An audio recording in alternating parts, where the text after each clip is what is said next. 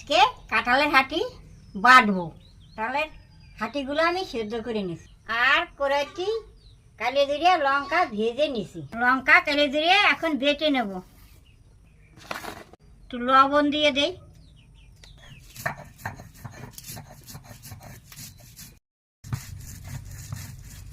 পেঁয়াজ এর সঙ্গে বেটে নেই। এবার কাঁঠালের হাঁটিগুলো বেটে নেব।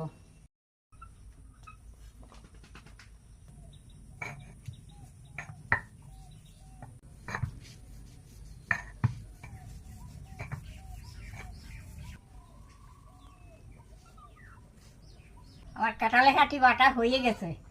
গরম ভাতে খুব ভালো লাগে খেতে। তোমরা কারা কারা কাঁঠালের হাঁটি বাটা খাইছো কমেন্ট করে জানাবা।